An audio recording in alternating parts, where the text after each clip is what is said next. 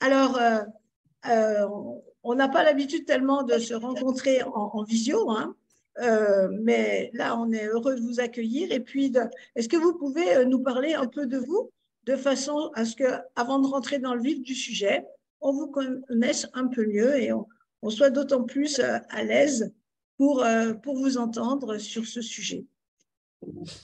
Alors voilà, bien moi je suis un professeur de philosophie à Clermont-Ferrand. Je suis à la retraite et donc je suis devenu auto-entrepreneur en tant que conférencier et je donne donc des conférences sur l'ensemble du territoire français qui portent sur les problématiques du monde contemporain. Voilà, donc ça peut être des problématiques sur le plan du soin, sur le plan de l'éducation, sur le plan de la culture, disons sur tout ce qui émerge dans le monde qui est le nôtre, sur un mode qui est un mode de problème, de problématique, et j'essaye de proposer des réponses possibles à ces problématiques.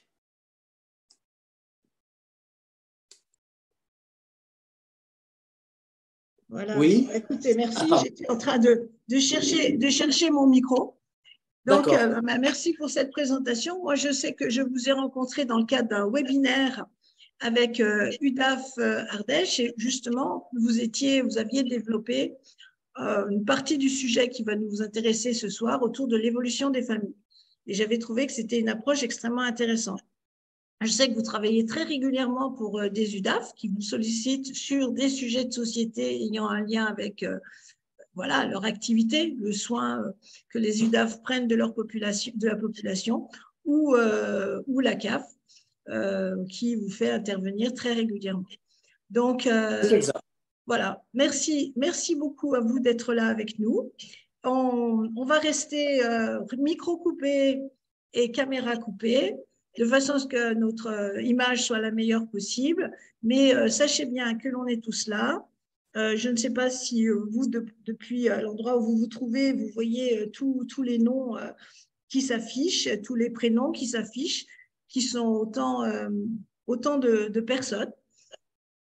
Vivant la rupture familiale de près ou de loin, puisqu'on est tous plus ou moins impactés. Et là, cette fois, on est tous ensemble autour d'un sujet extrêmement difficile, complexe, qui nous atteint. Et maintenant, vous allez être le premier de nos intervenants à nous permettre de prendre du recul, de baisser notre niveau émotionnel, pour reprendre une expression de Sonia Pujazon, qui nous écoute. Et là, nous, on va être en mesure de progresser. Voilà. Merci encore. On vous retrouve tout à l'heure. Et puis on aura un petit temps d'échange. À très bientôt. Mais sachez bien qu'on est là. Vous ne nous verrez pas. Là. Voilà. Merci encore. Bien. Alors, merci à vous pour votre confiance qui effectivement a été immédiate. Donc, j'espère bien sûr être digne de cette confiance. En tout cas, soyez assurés que je vais tout faire pour répondre à votre demande, disons, le mieux possible. Alors, effectivement, tout ce qui concerne l'évolution de la famille, vous savez sans doute qu'au début des années 60, en Europe en tout cas, la famille ne faisait guère problème. Elle paraissait stabilisée. Et aujourd'hui, pourtant, le modèle de ces années a cessé d'être dominant, puisque nous allons le voir dans une minute, en quelques 20 ans, 20-30 ans, il y a eu plus de changements au sujet de la famille qu'en un siècle. C'est-à-dire, pour le dire de manière un peu synthétique, de stabiliser, la famille est devenue incertaine. C'est-à-dire qu'elle est variable. On ne peut plus dire la famille, on est obligé de parler au pluriel. Elle est à géométrie variable parce qu'elle peut être conjugale, monoparentale, recomposée, etc.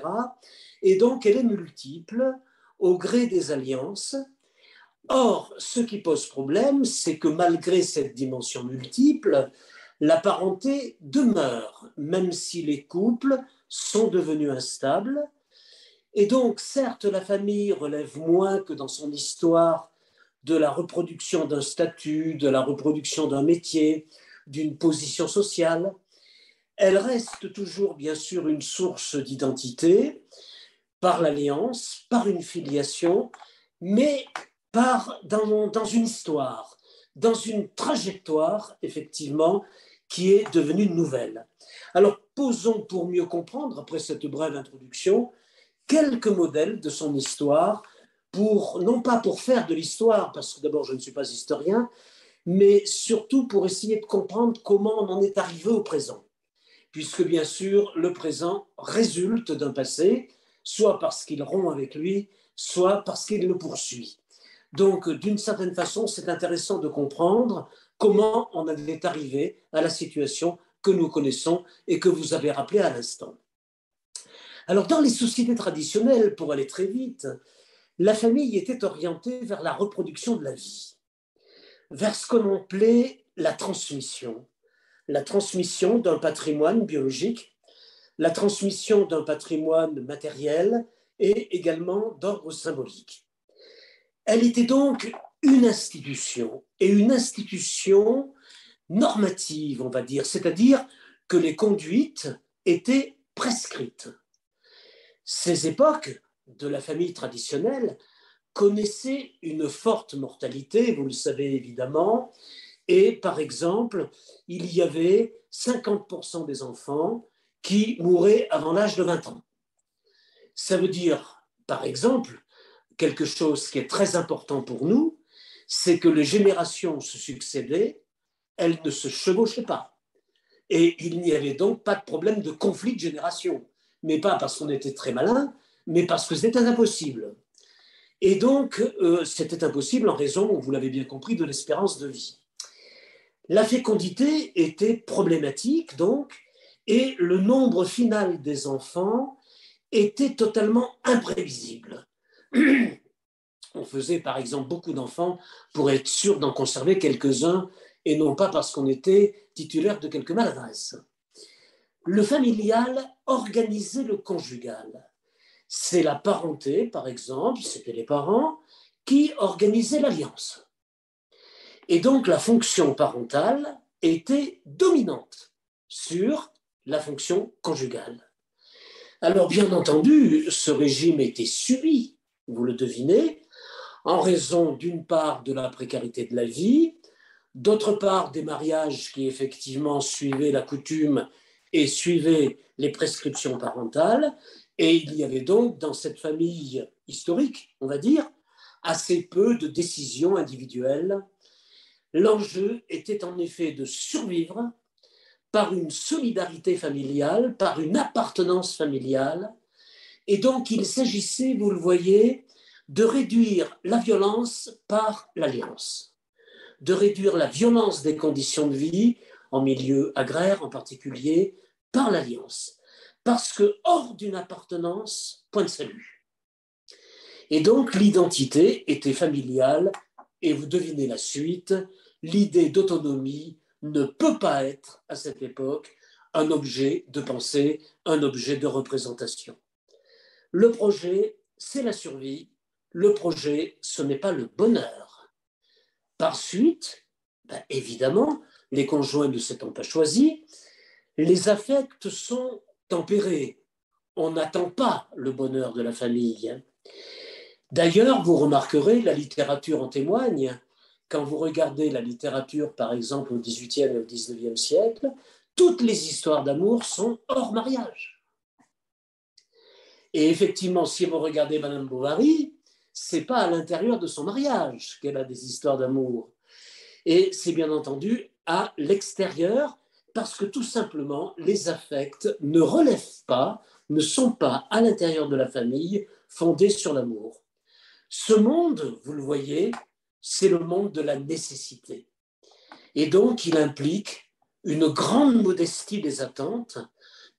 Et donc, on peut dire aussi que la famille historique, dont j'ai tracé rapidement le portrait, est fortement institutionnelle. Elle ne se réduit absolument pas, comme aujourd'hui, à une sphère privée. Ce sont les impératifs qui dominent en raison, des menaces de la misère, des menaces de la pauvreté, des menaces de la mort violente. Alors, nous en avons une traduction, une illustration, je devrais dire, relativement récente de ce modèle, et ça m'a paru intéressant de vous la présenter pour qu'on puisse peut-être l'actualiser dans une période qui est plus proche de la nôtre. Dans notre siècle, c'est-à-dire dans cette époque que fut le XXe siècle, eh bien, si je regarde la famille dans les années 1940, jusqu'à la Libération, la famille, c'est une famille refuge. C'est-à-dire une famille qui a dû faire face à la violence, qui a dû faire suite à la violence. Cette famille, elle était organisée pour survivre pendant la guerre. Et c'est la raison pour laquelle, vous le savez, la mère de famille est en première place, puisque c'est elle qui doit faire face à un tel contexte. Donc on voit bien qu'on hérite de la famille historique, parce qu'ici, c'est la violence qui soude la famille est centrée sur la survie, et s'il y a un règne des mères, c'est parce que les pères sont absents.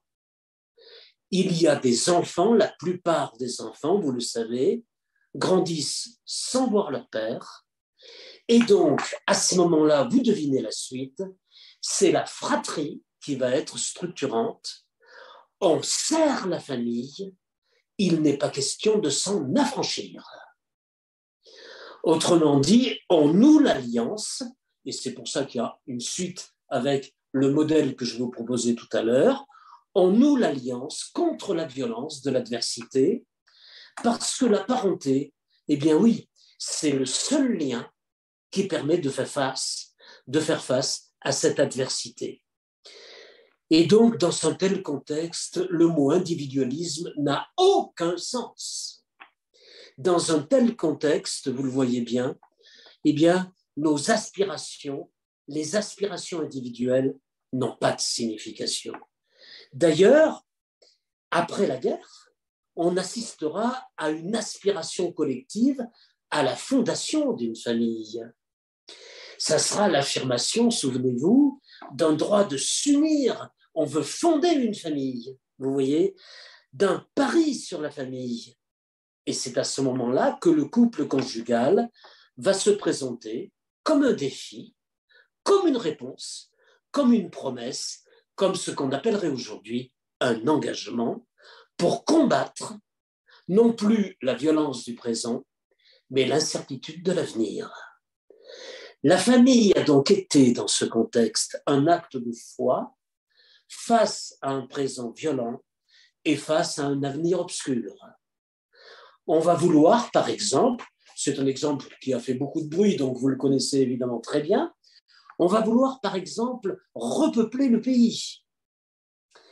La famille va devenir le fondement de la société. On va assister à un natalisme, vous voyez, à une défense des valeurs familiales. Souvenez-vous ce qui s'est appelé le baby-boom. Eh bien, le baby-boom a été engendré, il ne faut pas l'oublier, par des mères de moins de 24 ans. La famille va même relever de l'argent public, c'est les allocations familiales, hein, vous les connaissez bien. Et pourtant, vous le voyez, ces conditions d'existence vont rester encore précaires.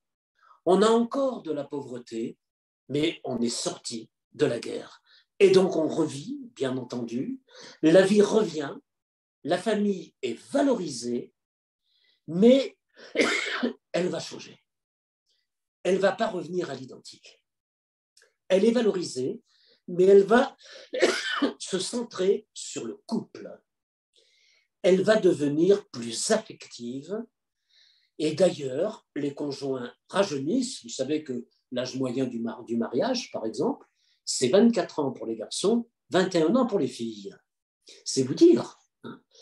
Le mariage, donc, ne va plus être compris comme le socle de la survie, comme dans la famille précédente, mais comme un lieu possible de bonheur. Parce qu'il renvoie à l'alliance, à une alliance consentie par les époux et non plus prescrite par la parenté. Il sera fondé sur ce qu'il est convenu d'appeler le lien amoureux, et non plus sur un lien social, comme dans la famille historique. L'enjeu a donc changé, progressivement. Vous voyez que ça s'est passé de manière très, très progressive. L'enjeu de la famille, de cette famille devenue conjugale, ne sera plus de comment survivre ensemble, mais comment être heureux ensemble. C'est-à-dire que l'alliance l'a emporté sur la parenté. Par suite, on va trouver un enthousiasme très collectif pour le mariage, parce que le mariage, n'étant plus le lieu de la survie, va devenir désormais le lieu espéré évidemment, du bonheur. Ce qui est à la fois exaltant, bien entendu, et dangereux. Rien n'est plus précaire qu'un affect. Alors, on va avoir justement, pour éviter cet aspect menaçant, cet aspect risqué, l'apparition des conseillers conjugaux, par exemple, qui vont écouter les mésententes possibles, parce qu'il faut absolument, vous voyez, déjà maintenir un lien.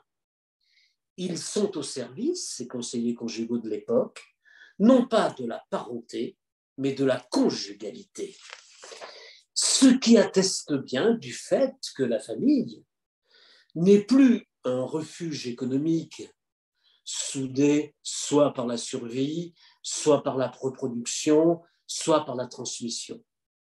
Mais elle va devenir une relation affective qui peut donc présenter, bien sûr, des crises qui seront des crises à résoudre.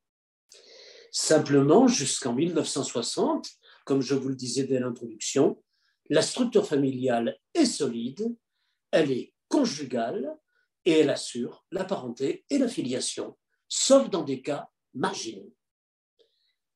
Nous en arrivons à la rupture avec la tradition, c'est-à-dire l'idée d'une fondation nouvelle contre la tradition familiale. La rupture que je vais intituler, non plus la famille historique, comme dans le premier temps, si vous voulez, mais on va prendre un deuxième temps que je vous propose de titrer « La rupture tradition-fondation ». Eh bien, cette rupture, dont nous sommes les héritiers, évidemment, va s'opérer en 3 temps. Donc, c'est une grosse rupture. 3 temps.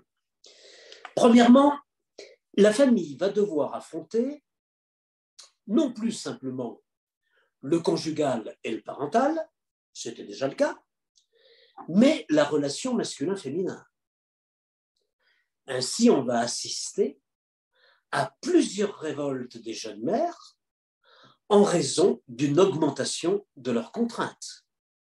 En raison d'une augmentation de leurs contraintes avec l'emploi extérieur et la charge des soins familiaux. On vient en effet de vivre, vous avez compris, 10 ans de natalité. On va passer donc à tout un débat de société sur la condition sociale des femmes qu'on va interroger au sein de la famille. Souvenez-vous, pour les plus âgés d'entre nous, du débat la crèche ou la mère. C'est-à-dire le débat sur le travail des femmes mariées. Alors je précise bien, le débat, il porte sur le travail des femmes mariées, parce que les femmes, elles ont toujours travaillé. Le seul problème, c'est que leur travail n'était pas reconnu comme étant un emploi. Mais toutes les femmes d'artisans travaillent, toutes les femmes d'agriculteurs travaillent. Ça serait honteux d'aller penser qu'elles ne travaillaient pas. Simplement, c'est leur participation n'a pas le statut d'un emploi, alors que c'est un travail. Le problème se pose avec les femmes mariées, parce que beaucoup de femmes, à partir du moment où elles sont mariées, quittent leur travail, souvent sous l'autorité paternelle. Autrement dit, ce qui va se passer, c'est qu'il va y avoir un débat qui, de temps en temps, a quelques relances, sur le travail des femmes mariées, je le précise bien, parce que l'enjeu va devenir très, très vite républicain. L'enjeu va devenir très rapidement politique. C'est celui de l'égalité, nous en sommes encore les héritiers, évidemment, hommes-femmes au sein de la famille. Alors, on va assister à tous les exemples que nous connaissons tous, la révision de la puissance paternelle, la maîtrise par la femme de sa fécondité. L'idée va germer, par exemple, d'une parenté planifiée et que la natalité ne devra plus se faire aux dépens des femmes. Elle devra relever d'un droit, c'est-à-dire que la seule maternité heureuse, ce sera la maternité volontaire. Ça va bouger la famille, comme vous vous en doutez. Ce qui m'amène à la deuxième étape, puisque je vous avais proposé 3 étapes. C'est l'introduction d'une problématique, justement, sur le travail des femmes mariées.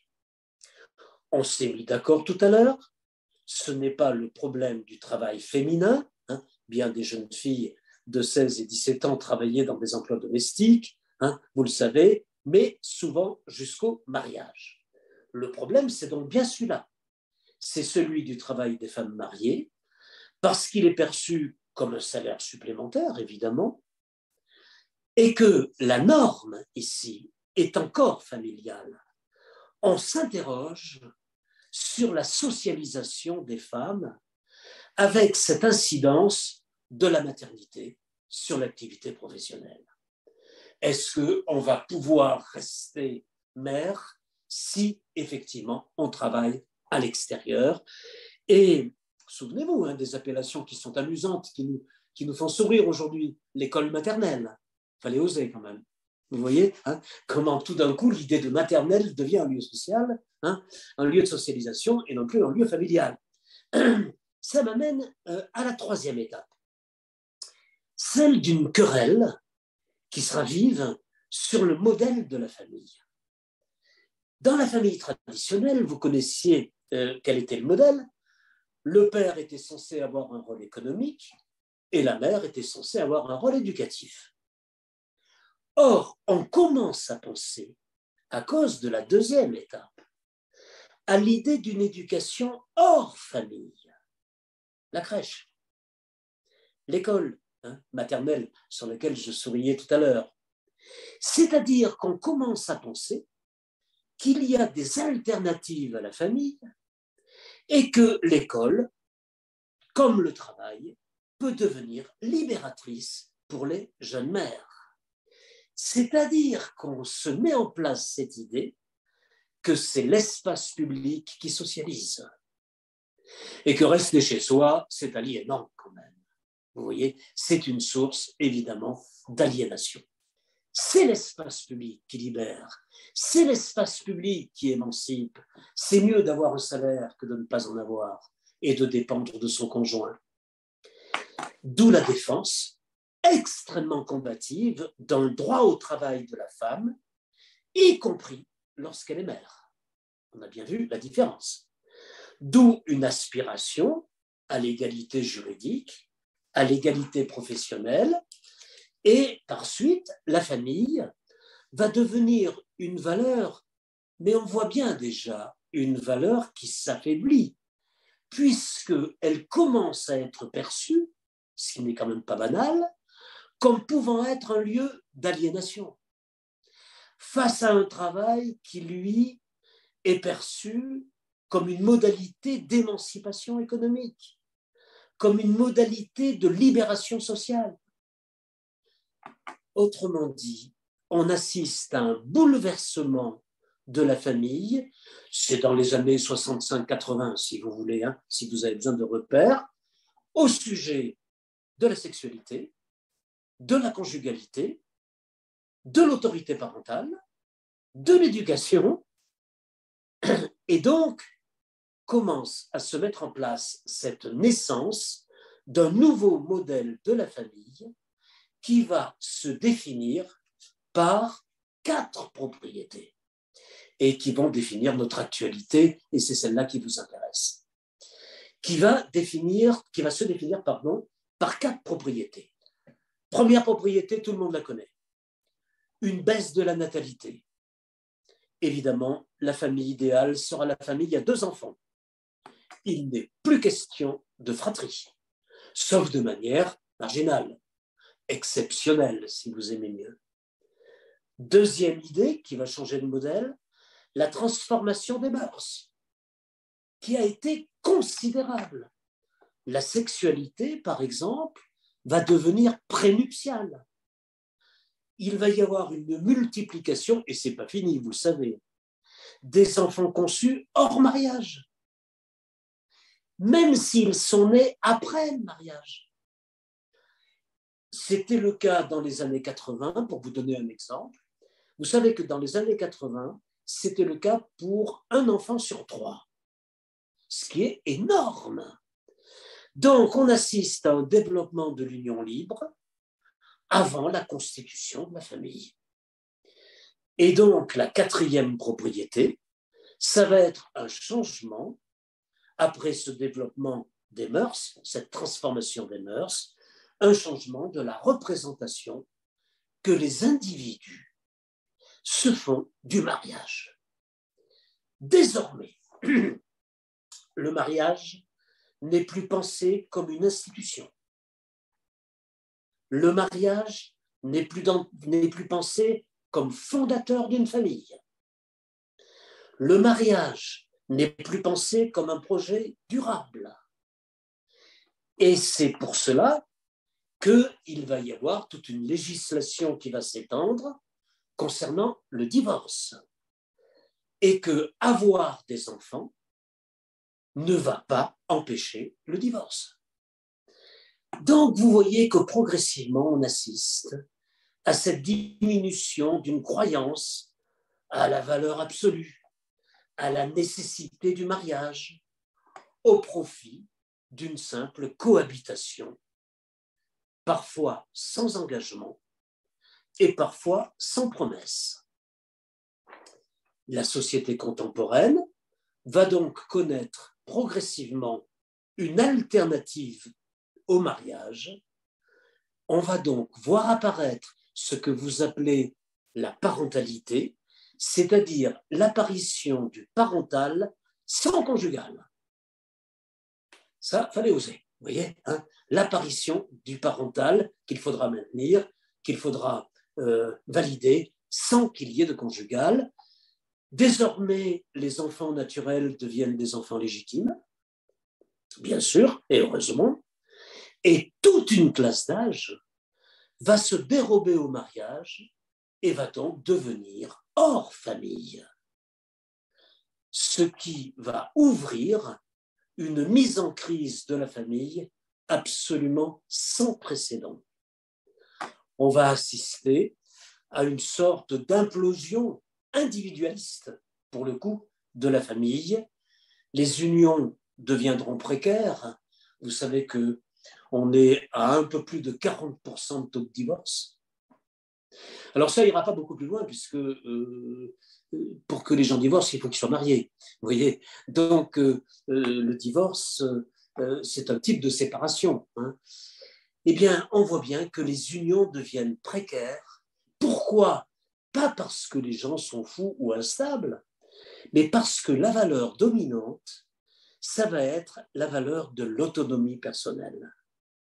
Ça va être la culture de l'autonomie personnelle. Si je suis plus heureux en couple, je reprends mon autonomie. Vous voyez ? C'est-à-dire que si le bonheur n'est plus obtenu, on a quitté le seuil de la survie, vous vous souvenez tout à l'heure, hein, si le bonheur n'est plus obtenu, si effectivement il y a une lassitude conjugale, il y a une lassitude du couple, même s'il n'est pas conjugal, eh bien chacun va retourner à cette idée de l'autonomie personnelle. Alors cette crise de la famille qui va donner naissance à ce que vous appelez à raison et à juste titre, hein, je soutiens complètement la parentalité, c'est que l'autonomie va devenir la nouvelle valeur. Et alors, ça se passe toujours de la même façon. On va mettre les lois de manière un peu laborieuse. Hein, on va mettre les lois en conformité avec les mœurs. Exemple, l'autorité parentale conjointe, qui n'était pas le cas historiquement. Hein. L'IVG, pardon, l'interruption volontaire de grossesse, bien entendu. La réforme du divorce, bien entendu. Les liens humains, désormais, deviennent des liens contractuels. et non plus institutionnelle. Et la grosse différence, c'est qu'une institution, vous pouvez difficilement en sortir. Un contrat, vous pouvez le résilier. C'est la définition même d'un contrat. Les liens deviennent des liens privés qui ont le statut d'un simple contrat que je peux dissoudre, bien entendu. Et c'est bien là ce que signifie la parentalité à soutenir, ce qui est l'une de vos missions, à savoir que la parenté peut être hors mariage, que la parenté peut être découplée, si vous voulez. Voilà, découplée, hors couple. Et donc, bien sûr, il va falloir la protéger. Il va falloir la soutenir par une aide, par une médiation. Il va falloir la faire reconnaître, puisque désormais, la liberté va, au sens d'autonomie, bien entendu, ce qui n'est pas une grande définition de la liberté, mais c'est celle qui nous domine. La liberté va compter davantage que les conventions. La liberté va être considérée comme plus importante que les conventions.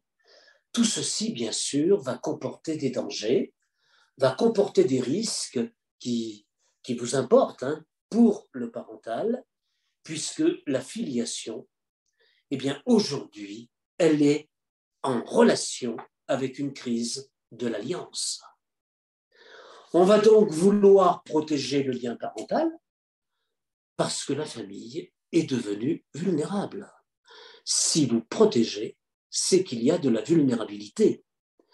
Et donc, effectivement, la famille pourrait, et ce n'est pas une bonne nouvelle, s'abstraire de ses fonctions, surtout quand elle n'est plus ou quand elle n'est pas un projet, un engagement, mais un simple contrat.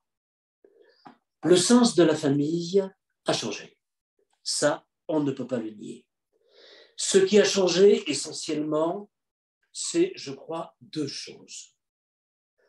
Deux choses qui font que le sens de la famille a changé. Premièrement, désormais, la famille désigne un espace relationnel.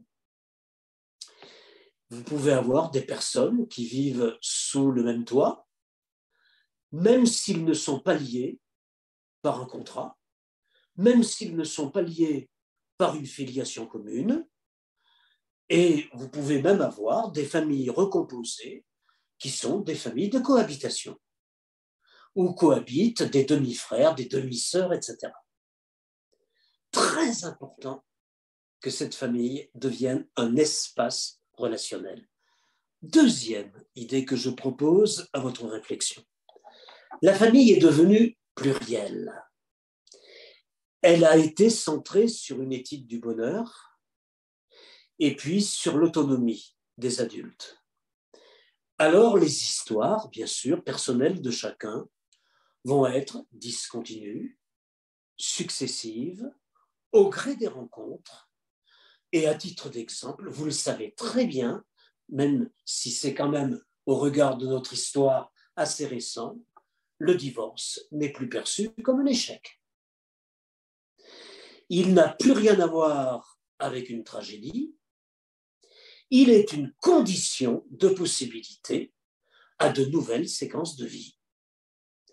Ça veut dire que désormais, la structure père, mère, enfant est devenue problématique. Alors, étant donné la mise en crise de cette structure, vous avez raison. Il va falloir, puisque la structure s'est affaiblie, il va falloir maintenir la fonction. Et ce n'est pas facile de maintenir une fonction sans structure. Il va falloir maintenir la fonction parentale, d'où le concept, j'y reviens, de parentalité, c'est-à-dire faire en sorte que se maintienne la fonction, par exemple, paternelle, la fonction maternelle. Alors, par suite, comment agir face à cette diminution du lien d'alliance que nous avons essayé de comprendre? Regardez ce qui s'est passé. C'est assez étonnant quand on le formule comme ça, et j'y pensais en préparant cette intervention. Désormais, ce sont les enfants qui font la famille. Avant, on était habitué que c'était les parents qui faisaient les enfants. Vous voyez? Maintenant, ce qui reste de familial, c'est la parentalité. C'est l'enfant qui fait la famille. Là, on vit vraiment une époque étonnante, quand même. Vous voyez? Les enfants vont pouvoir se trouver confrontés, et malheureusement, vous le savez mieux que moi, ils vont pouvoir se trouver confrontés aux conflits, non plus avec leurs parents, comme la grande tradition de l'adolescent, mais ils vont pouvoir se confronter aussi, ils vont pouvoir être confrontés aux conflits entre leurs parents, et non pas seulement avec leurs parents. Ils vont devoir assumer les séparations. Ils vont devoir assumer, ce qui n'est pas simple, les recompositions.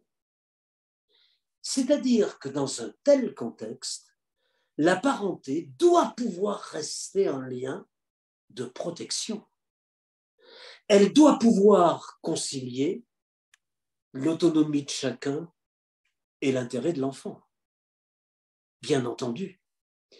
Et donc, il va falloir, et c'est tout le problème d'une politique de la parentalité, il va falloir maintenir la coparentalité, c'est-à-dire une continuité par-delà une séparation. Assurer la continuité dans la continuité, il n'y a pas besoin d'être bien malin. Assurer la séparation dans la séparation non plus. Mais assurer la continuité au sein d'une séparation, qui peut d'ailleurs être brutale ou tragique, ça réclame beaucoup d'aide et beaucoup de soins. Par exemple, les séparations deviennent aujourd'hui, vous le savez, de plus en plus précoces. Et donc, en devenant de plus en plus précoces, vous savez, la moyenne, c'est 5 ans. C'est-à-dire que les gens se lassent vite quand même. Vous voyez, voilà. Hein. Donc, elles deviennent de plus en plus précoces et elles affectent des enfants, donc, de plus en plus jeunes. L'enfance est donc souvent vécue dans la séparation parentale, au sein même de la séparation parentale. Je vous propose un exemple. Aujourd'hui, 34% des enfants ont vu leurs parents se séparer. Voilà, c'est pas rien, 34%, on est bien d'accord. Je continue avec ces quelques chiffres qui sont importants pour nous aider à mesurer. Un enfant sur 10 ne vit plus avec ses 2 parents à son 4e anniversaire. Vous voyez ? Donc là, on est bien devant quelque chose qui est une véritable problématique. Autre exemple encore, et est-ce que ça n'est pas difficile à comprendre ? Aujourd'hui, nous assistons à une multiplication, en raison des exemples précédents, à une multiplication des séquences de vie des enfants. Regardez comment se multiplient les séquences de vie des enfants aujourd'hui. Vivre avec ses parents. Après, vivre avec leur séparation. 3e séquence, vivre avec le père ou la mère et leurs nouveaux compagnons à chacun. Ensuite, vivre éventuellement et coexister avec les enfants de chacun de ces nouveaux compagnons ou de ces nouvelles compagnes. Et ça peut être le cas chaque semaine. On ne peut pas dire que c'est quelque chose de simple. Peut-être que nous aurions du mal nous-mêmes à assumer des séquences aussi nombreuses. Ça veut dire, si vous voulez, que les enfants aujourd'hui, s'ils ont besoin d'être aidés, c'est parce qu'ils ont à vivre 5 ou 6 séquences fréquemment. Alors, pour terminer sur ce point, comprendre la parentalité, c'est partir de chaque parent et non plus du couple, qui d'ailleurs ça vaut mieux souvent. C'est partir de la filiation et non plus de l'alliance, qui c'est des alliés d'ailleurs. C'est affirmer un lien parental comme étant durable Parce qu'évidemment qu'un lien parental, il est durable parce qu'il est irréversible. Il est irrévocable. C'est comprendre, et voilà, ça, comment ça peut nous intéresser professionnellement, que la liberté n'affranchit pas de la responsabilité. Puisque désormais, je l'ai dit tout à l'heure en souriant un peu, c'est l'enfant qui fait la famille. Et donc, c'est savoir que l'individualisme peut dissoudre les liens, pourrait, si on n'était pas prévenant, isoler l'enfant. Autrement dit, que l'autonomie personnelle à tout prix pourrait taire ses devoirs, pourrait taire ses responsabilités. Alors, je crois que par rapport à ça, je voudrais en arriver à conclure sur un point.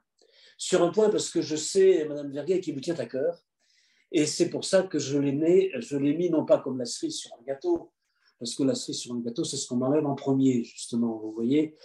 Mais à la fin de cet exposé, nous avons vu que la parentalité exigeait quelque chose qui n'est plus nécessairement le couple, et donc qu'il faudra bien sûr que cette parentalité se poursuive dans une délibération constante, dans un accord, dans une aide, dans une bonne volonté, dans assurément faire taire ses émotions, c'est sûr, car l'enfant a besoin d'une volonté commune de ses deux parents.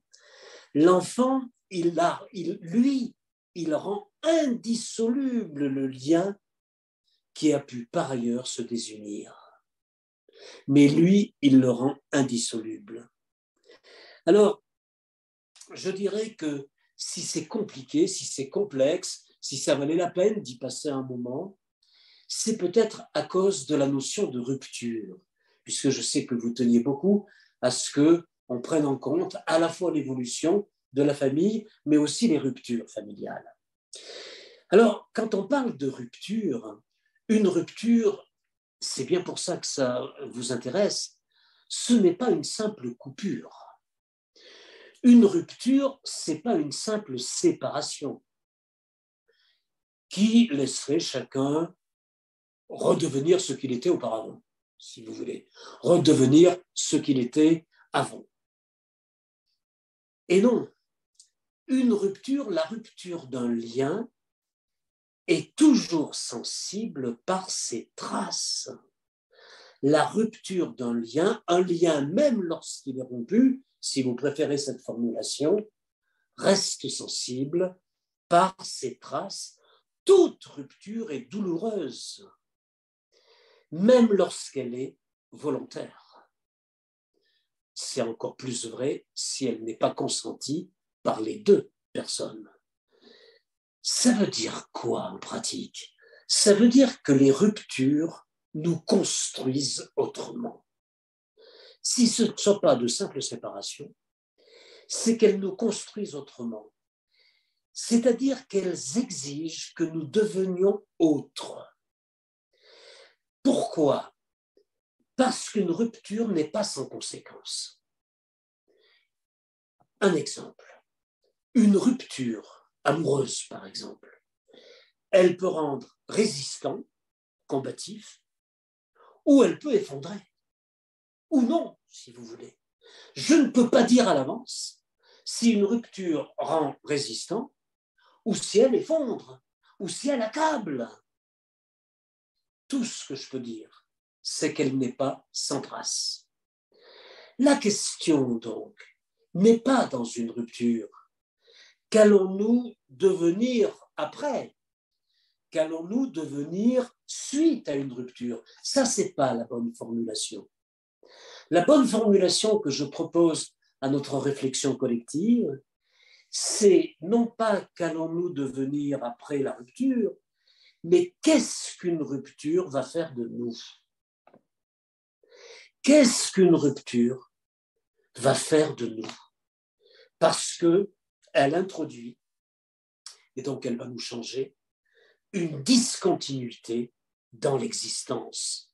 Elle introduit quelque chose qui est discontinu, comme par exemple, on l'a vu tout à l'heure, avec les séquences multiples des enfants. Ça veut dire qu'une rupture nous révèle qu'une vie est souvent incertaine, qu'une vie est souvent imprévisible. Comment peut-on, avouons ensemble que ce n'est pas simple, ne plus aimer quelqu'un qu'on a adoré? Ce n'est pas facile à comprendre, vous voyez. Comment peut-on, et c'est encore pire, pour nous, ne plus être aimé alors qu'on a été adoré passionnément? Donc, on voit bien que ce qu'une rupture nous apprend, c'est que la vie est imprévisible, c'est que la vie est incertaine, c'est que la fidélité peut devenir intenable, elle peut devenir pesante, elle peut me faire être ce que je ne suis plus. Il y a des gens qui me disaient ça lorsque j'avais eu l'occasion de travailler sur la problématique du divorce. Je ne me reconnais plus. Je suis devenu quelqu'un de soumis, quelqu'un de triste, quelqu'un vous voyez, de dépressif, etc. Me faire être ce que je ne suis plus. Nous sommes donc dans une rupture convoquée à devenir autre, à ne plus persévérer dans la situation, puisqu'elle nous effondre, vous voyez. Nous sommes donc convoqués à nous transformer. Et c'est ça le travail de la parentalité. En effet, on peut faire lors d'une rupture une terrible expérience. On peut faire l'expérience de ce que je vais appeler la méconnaissance. Mais il ne s'agit pas de faire quelque chose de complexe, on va comprendre ce que ça veut dire ensemble. On peut faire lors d'une rupture l'expérience de la méconnaissance, c'est-à-dire que tout d'un coup, l'autre est devenu méconnaissable. Il a pu devenir, comme disait Freud, d'une inquiétante étrangeté. Vous voyez, c'était plus, c'est pas celui que j'ai connu, c'est plus celui que j'ai connu. Il est devenu d'une inquiétante étrangeté. Et donc, moi-même, je ne peux plus demeurer celle ou celui que j'étais. Alors cela nous apprend, après cette évolution de la famille et les ruptures qui peuvent s'en suivre, que toute rupture interroge chacun sur ce qu'il est. Et il faut que chacun y passe. Sur ce qu'il est devenu. C'était pas grandiose. Peut-être qu'il est devenu alcoolique, peut-être qu'il est devenu dépressif, etc. Sur ce qu'il est devenu. Parce qu'une rupture va nous interdire de rester le même. Sinon, ça se passera très mal. Va nous interdire de rester constant, de rester coléreux, de rester violent, etc. Une rupture nous interdit de rester constant. Il y a, vous voyez, une sorte de tragique du désamour, bien entendu. C'est terrible de ne plus aimer quand on a aimé. Hein. Il y a un tragique du désamour. En effet, déclarer qu'on n'aime plus et pourtant assurer un lien parental, c'est complexe. Parce que quand on quitte quelqu'un, je vous propose également cette hypothèse, je le propose à la réflexion de tout le monde. Quand on quitte quelqu'un, on le quitte pour ce qu'il n'est pas. On ne le quitte pas facilement ou pas souvent pour ce qu'il est, mais on le quitte pour ce qu'il n'est plus, pour ce qui lui manque désormais, d'être calme, d'être aimant, d'être attentif. C'est cela la violence de la rupture, c'est que la rupture nous montre que l'autre a perdu, à nos yeux, ses qualités. Et donc se définit par ses manques. Une rupture, je voudrais le dire comme ça, si le terme ne vous inquiète pas, c'est une expérience de la dévaluation. Nous ne valons plus d'être aimés. Tout d'un coup, notre compagne ou notre compagnon ne nous aime plus. Comment voulez-vous ne pas être un peu dépressif lorsque l'on constate que nous ne valons plus d'être aimés?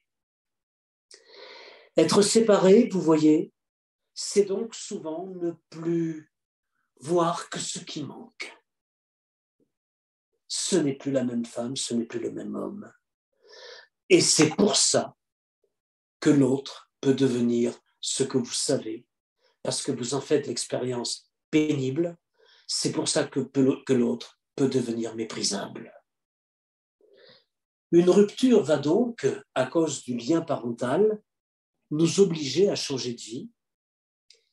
Mais pour changer de vie, il faut quitter la précédente. Il ne faut pas faire comme avant, simplement à 3 kilomètres de distance.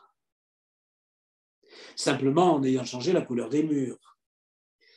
Il faut quitter la précédente, c'est-à-dire celle qui a pu nous effacer, celle qui a pu nous étouffer, et c'est en ce sens-là que rester parent, lorsqu'on n'est plus relié sur un mode conjugal, c'est avoir à devenir autre, parce que il restera sans aucun doute la trace d'un échec. Il restera évidemment un échec, personne ne s'en réjouit, vous voyez, même quand il est libérateur, et il y a des échecs qui nous font du bien, bien sûr. Il restera la marque d'un échec, il restera la marque d'une perte.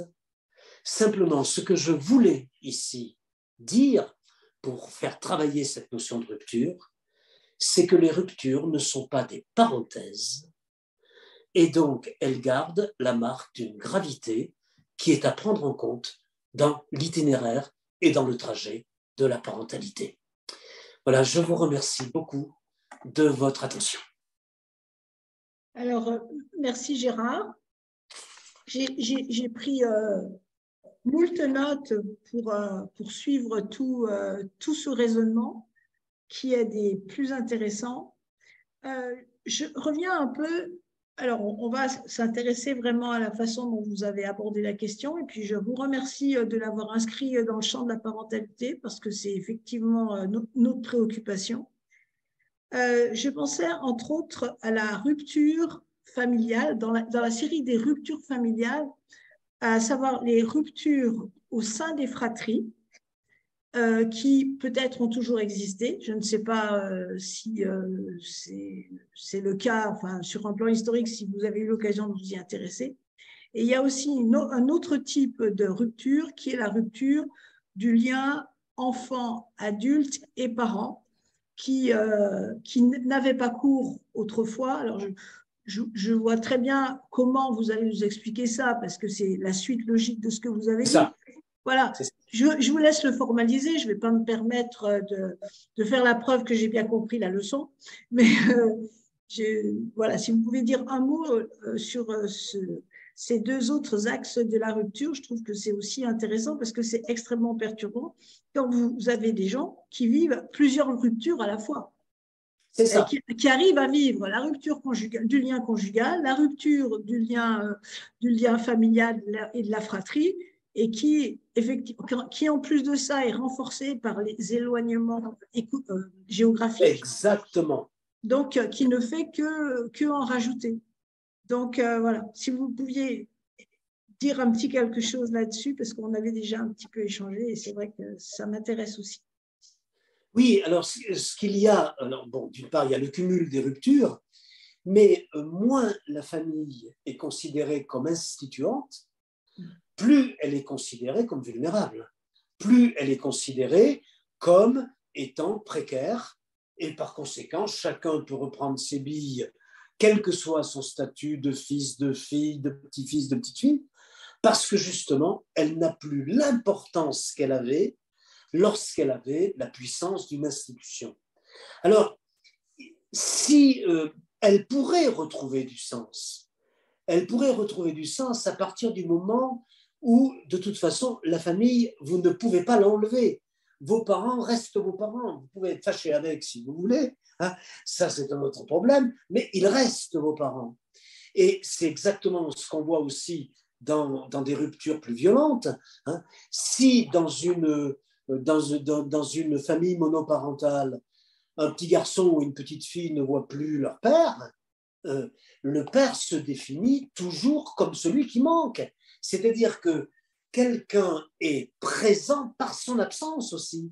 Il n'est pas simplement présent par sa présence, si vous voulez. C'est terrible, quelqu'un qui vous manque. Nous connaissons ça à travers l'expérience du deuil. Vous voyez, l'expérience du deuil nous montre que les gens qui ont disparu, ils agitent encore notre mémoire, nos souvenirs, notre nostalgie, nos émotions, etc. Vous voyez, comme si leur absence n'avait pas enlevé leur présence. Alors, ce n'est plus une présence dans le réel, on est bien d'accord, c'est une présence mentale et une présence de l'ordre de la mémoire. Mais, en tout cas, il est bien évident qu'il y a une présence des gens qui ne sont pas présents. Vous voyez? Donc, la famille, c'est la même chose. Il est bien évident que deux frères ou un frère et une sœur peuvent être fâchés. Alors, historiquement, c'était le cas à la disparition des parents, notamment pour des raisons d'héritage, comme vous vous en doutez, d'autant plus que les raisons d'héritage étaient réglées dans la famille traditionnelle par le droit d'aînesse. Voilà. Donc, il y en avait quand même un qui avait plus que les autres, si vous voulez, alors que le fait qu'il soit l'aîné n'était pas nécessairement quelque chose qui lui attribuait un mérite ou une valeur. Donc, il y avait des conflits qui étaient des conflits de type économique liés à la transmission. Hein. La transmission n'a jamais été paisible, vous voyez. Mais dans le cas que vous citez, là, ce n'est pas la même chose. C'est parce que la famille a perdu certains éléments de sa signification, qu'elle retrouvera d'ailleurs peut-être, hein, je ne sais pas. Il y a des moments, j'ai l'impression qu'il y a des retours qui se font, bon, mais ce qu'il y a de sûr, c'est que, étant donné qu'elle n'a plus la même présence institutionnelle, eh bien, chacun a son autonomie comme valeur refuge, comme valeur première, et peut très bien rentrer en conflit avec tous les membres de la famille, puisque la famille n'est plus un lien. Elle ne tient. Je vais vous répondre mieux, peut-être mieux. C'est pas parce qu'on a une famille qu'on fait famille. Il n'y a qu'à regarder certains repas de famille. Il y a des repas de famille qui ne sont pas des réussites, hein, où règne le silence, où règne assez rapidement des conflits possibles, vous voyez, où règne une espèce d'entente artificielle parce que ça pourrait chauffer assez vite. Et donc, ce n'est pas parce qu'on a une famille qu'on fait famille. Là, voilà la réponse que j'ai envie de vous proposer. C'est que avoir une famille est une chose, mais faire lien avec les membres de la famille en est une autre. Donc, j'ai tendance à préférer faire famille que simplement se contenter d'avoir une famille. On va peut-être se quitter. Oui. Hein. On dit au revoir à tout le monde. On espère que vous avez tous passé un bon moment avec nous et avec Gérard.